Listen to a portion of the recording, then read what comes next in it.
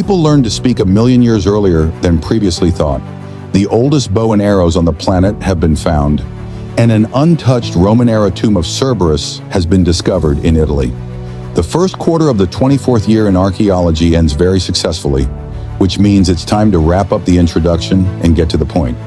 Of course, right after you like this video. We'll start unexpectedly with Ecuador, where a huge ancient city, contemporary with Rome, has been found. For millennia, this yet-to-be-named site was hidden by lush vegetation. For convenience, we'll call the city Upano, named after the valley it's located in. There's a huge volcano there, and it's a miracle that it didn't destroy either the city's inhabitants or its remains. These remains were found by artificial intelligence based on data from LiDAR laser sensors, which scanned the surface from an aircraft. A remarkable blend of modern technology and ancient history research. To say that the find is groundbreaking is an understatement. Since the 1970s, scientists have been excavating in the Upano Valley, finding rectangular platforms that were once the foundations of former houses. However, these finds were scattered, and, following the old human tradition, people of the past were recorded as nomads living in tiny tribes. But now, listen to what LiDAR revealed. 6,000 earthen platforms, each averaging 20 meters long, 10 meters wide, and 2 to 3 meters high. The largest platform, where a central building once stood, is 140 meters long and 40 meters wide. All the complexes are connected by a network of straight roads, the longest of which is 25 kilometers. Moreover, the roads are usually built at right angles, which requires significant engineering skills. It's always easier to build roads based on the natural features of the landscape. The people of Upano had these skills as scientists, guided by neural networks, found dams for managing the region's water resources, as well as moats blocking roads to neighboring settlements. This seems to be in case of war. But even this isn't the most impressive part. This enormous city, or rather a network of suburbs and settlements with populations ranging from 10 to 100,000 people, is also a very ancient discovery. Initial analysis showed that some structures are up to 2,500 years old. That's almost as old as Rome, and to say that scientists didn't expect anything like this is an understatement. Familiar with the Maya? Well, the discovered city of an unknown civilization is larger, older, and seemingly more technologically advanced than anything the Maya ever built. And until 2024, we knew absolutely nothing about this civilization. The prevailing theory in the scientific community has been that South American tribes lived in small, isolated groups before our era and didn't stay in one place. A prime example is Machu Picchu, which was quickly built in the middle of the first millennium AD, inhabited for a while, and then abandoned. The logic suggested that things must have been worse a couple of millennia earlier, both technologically and culturally. Given that searching in the South American jungles is challenging, this theory prevailed.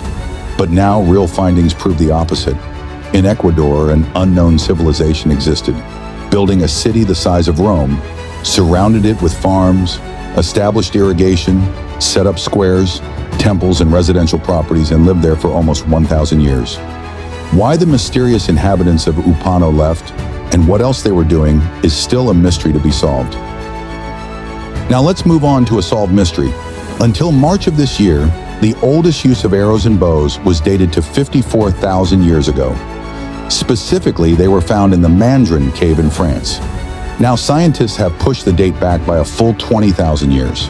This is the age assigned to the find by a team of researchers from the University of Arizona, who discovered something at the Shinfa Matima 1 site in Ethiopia that with 99% probability are arrowheads. The trick is that they can easily be mistaken for spear or dart points.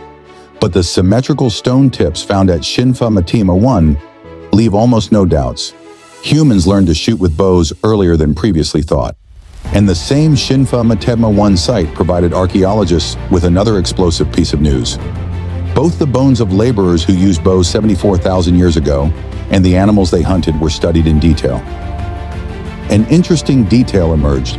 For a time, people of the past ate rabbits, rodents, small birds, and even giraffes.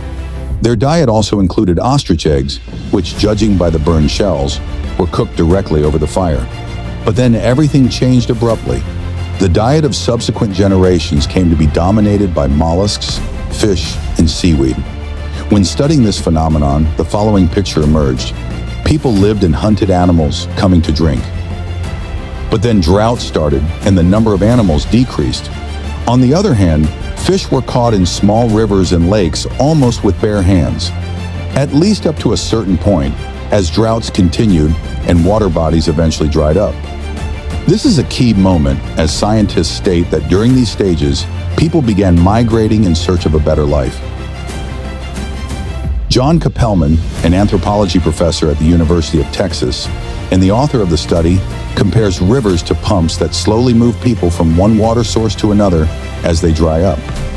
Gradually and unhurriedly, history made its way to the Middle East, and it was because of droughts that ancient people would leave Africa and return when conditions improved. This is linked to a historical mystery. At a certain point, people inexplicably left Africa, but never came back. We're talking about our ancestors from 60,000 to 70,000 years ago. And this mystery might also have an answer at the Shinfa Matima 1 site. Tiny fragments of volcanic glass, dating to about 70,000 years ago, were found there. Around this time, a super eruption of the Toba volcano on the island of Sumatra is believed to have contributed to the bottleneck catastrophe, reducing the human population to just 2,000 individuals. This caused a volcanic winter, leading to severe cooling and, drumroll, a drought in Africa. So everything might come together. We're all sitting here on our devices because a volcano erupted in Sumatra. And in response to the drought in Africa, people moved upriver and reached Eurasia. While you process the epic nature of this event, let's move on to something less dramatic but more beautiful. During the installation of a water pipeline in a suburb of Naples, builders in late 2023 came across something that was identified in 2024 as the tomb of Cerberus. This epic 2,000-year-old Roman-era burial features a tough slab, walls, and beautiful artwork. The highlight is that it has come down to us untouched. Archaeologists reported that the tomb miraculously wasn't looted, wasn't flooded by underground waters, and even barbarians didn't reach it. The untouched tomb is incredibly beautifully decorated. The centerpiece is a fresco of the three-headed Cerberus, a sort of depiction of Hercules' 12th labor. There are also depictions of ichthyocentaurs, a rare sea variant of centaurs with a fishtail added to the human and horse bodies. The tomb was used during both the Republican and Imperial periods. Now it will be actively studied and, in the not-too-distant future, surely open to the public. It will have much to reveal, and that's the next stop in our broadcast. It's traditionally believed that humans learned to speak only a few 100,000 years ago. But Stephen Mithen from the University of Reading conducted extensive research and has a different view. In his work, the scientists studied everything from measurements of ancient human skulls to linguistics and neurology. Several factors emerged. First, biologically speaking, around 1 to 2 million years ago, the human brain increased in size enough to support primitive speech. The frontal lobe, crucial for understanding and producing speech, also appeared. Second, archaeology shows that about 1 million years ago, human evolution experienced a leap, after which the scale of human hunting and the resulting catch suddenly expanded. This hints at the emergence of speech that allowed people to communicate during hunts, improving their effectiveness. Third, during the same period, there was a revolution in engineering. Stone tools, which appeared in isolated and varied forms, began to appear regularly, systematically, and with improvements. It's as if people had mastered a technology that allowed them to pass information to subsequent generations. If you didn't catch that, we're talking about speech. Fourth, around 1.5 to 2 million years ago, humans first left Africa and reached almost northern Europe. Such journeys can certainly be made without conversation, but with it, everything would be more effective. This whole complex of factors suggests that about 1.5 million years ago, something happened to humanity that greatly enhanced its capabilities. And Stephen Mithen claims that it was speech. After all, there are no other viable options. It's unlikely that frontal lobes developed on their own, that people hunted mammoths by chance, and that in cold Europe, survival was learned through witty jokes. Only speech connects all these events across various scientific fields. The speech, of course, was not modern but very primitive. According to the scientist, it was likely a set of simple sounds expressing emotions and functioning only in specific contexts. But the evolutionary advantage of speech was immense, and it happened 6 times earlier than previously thought. In the same work, Mithun claims that some aspects of the earliest speech have survived to the present day. Because almost all languages have simple sounds and emotions representing the same things.